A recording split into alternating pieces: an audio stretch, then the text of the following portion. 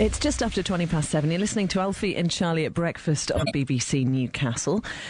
How do you cover up a derelict building in the middle of a city?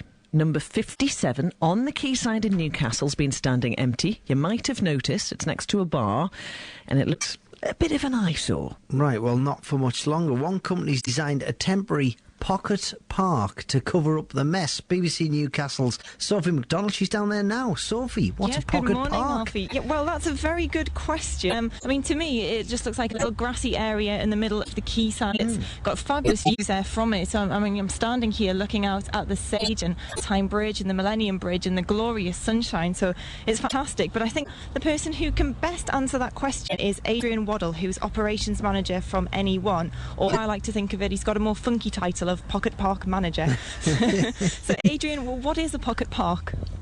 Good morning, Alfie and Charlie. Very simply, Pocket Park is a small green space that is a brand new idea in the city centre that we're doing.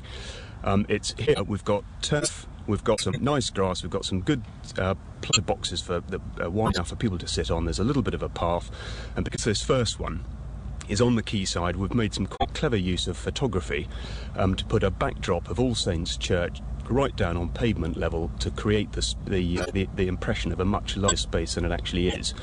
And for us, this is a really important milestone because it's the first pocket park in a programme that over the coming very small number of months is going to see the start work on the Bobby Robson Memorial Garden, which I hope will be late October, early November, and then following quite quickly on after that will be work starting on the St Nicholas's Cathedral North Churchyard. So a really exciting time for us and indeed for the city. Well, most people that have been down Quayside will know this particular site where we are. It's next to Flynn's, which is a popular bar, and just further down from the law courts. And this building has been derelict and standing empty for quite some time. So just tell me a little bit more about the idea of, replacing that building. The idea simply is to make the best use of the opportunities. There are not very many of them. Is to take, in this case, a completely vacant lot that nothing was happening to and do something creative with it. We've been able to work closely with UK Land Estates, from whom we are borrowing the site at no cost to the city's businesses. And temporarily, until they need this site back for their office development, we're getting on and we're doing something that is interesting, that's going to be of value. So what happens when they need the site back? Do they just kick you out or turf you out, so to speak? It's been clear right from the beginning that this will be an office, so we're making temporary use of it, and that's very clear.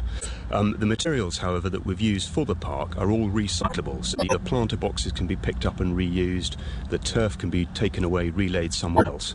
The rear hoarding, again, that can be reused. So we've been quite clever, I think, in our use of materials. We hope we will get a couple of summers. If we can get more than that out of it, then fantastic. But the basic premise is that it's temporary, it's recyclable, and ultimately this will be an office. But until it is, we're getting on and doing the best we can with it. And it will be an office, but at the minute I'm thinking that because of the recession, the company behind it, they haven't got the plans yet, or they haven't quite got the capital to build on the site. So in the meantime, it's a pocket park. I mean, that's something you would have to ask them about.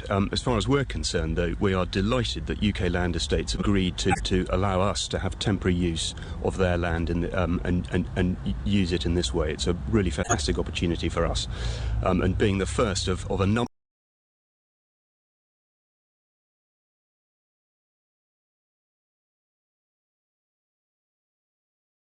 of pocket parks, and you've got ideas, and indeed if any listeners have ideas for other pocket parks in the city later on, we'd be delighted to hear about them.